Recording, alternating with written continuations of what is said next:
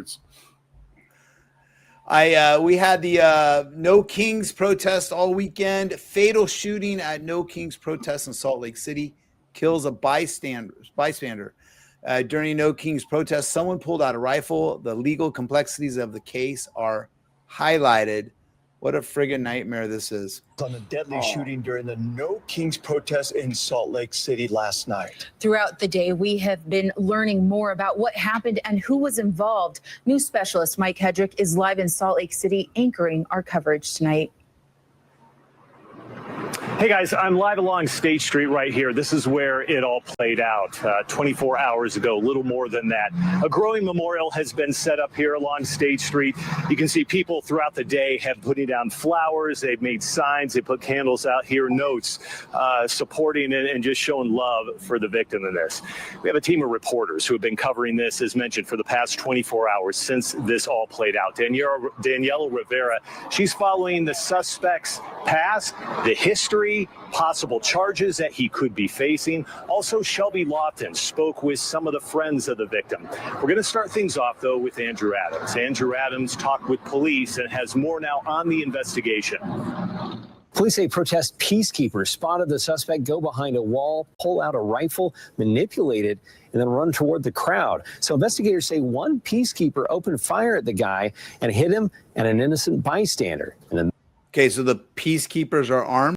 What do they mean by that? Yeah, what do they mean by peacekeepers? These peacekeepers, I don't know if they're volunteers or they're paid contractors by the city or by an organization that was organizing the protests. That's really unclear. But they're armed and they're wearing, the fluorescent vests like we have that say press. There's say peacekeeper on it. And Utah apparently is one of those any fool can carry a gun states. So the suspect and the peacekeeper were both armed. Yeah, I think the sad part about it was when Steve was Mormon. Wait, Steve. Mormon Jesus is armed, by the way, just so you know. Okay. Okay. All right. Go ahead, Scott. Sorry. But anyway, I think the sad part about this is the peacekeeper, the guy who's there. I guess they were just there to make sure that nothing went crazy, no crowd problems, and he was doing his job. And he saw a guy. Yeah. Rifle. He saw the guy. It sounds like he saw the guy, charge it, and then come towards when I mean charge it. Sounds like. No, I mean I don't. So far, I don't necessarily have a problem with it. If there's armed people, there's armed people. If they're allowed to be armed, they're allowed to be armed. In a security situation, I'm assuming I'm going to give it the doubt. Let's watch this because there's more to it. Middle of a chaotic scene downtown. In the middle of a No Kings protest that brought thousands of demonstrators downtown. We begin tonight with new details on the deadly shooting during the No Kings protest in Salt Lake City last night. Throughout the day, we have been learning more about what participating. Arturo Gamboa go behind our victim was not the intended target, but rather an innocent bystander participating in the demonstration. According to investigators, the guys in green vests were apparent peacekeepers with the protest group, and they watched a man identified as 24-year-old Arturo Gamboa go behind a wall, pull out a rifle, and begin to manipulate it. Witnesses say Gamboa raised the weapon in a firing position and began running toward the crowd. One of the individuals fired 3 rounds, striking Gamboa and tragically striking the man who later died. The chief says the peacekeeper who opened fire is cooperating with detectives, while Gamboa is under arrest on suspicion of murder. Wow, Steve, we talk about this, right? I mean, we are all trained to think about where our rounds are going to go downrange. And what a nightmare, because it sounds like he was trying to do the right thing. Yeah, Mark. And the other thing, too, is that, I have a problem with these armed volunteers. Again, they're training. Who knows? What is it? Was there a background check?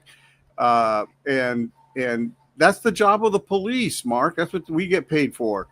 If you need more police, you call mutual aid. You get enough police out there so you don't have to have untrained people out there acting as security. In this guy's defense, though, hang on, Scott. that volunteer, he was acting in good conscience, but he doesn't have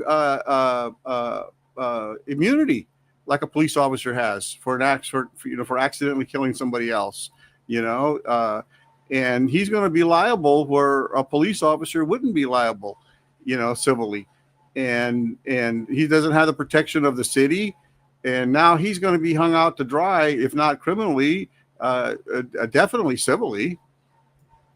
Yeah, that's a big risk for some of the things volunteer to take. Yeah, one of the things here too is, and I mean, I don't.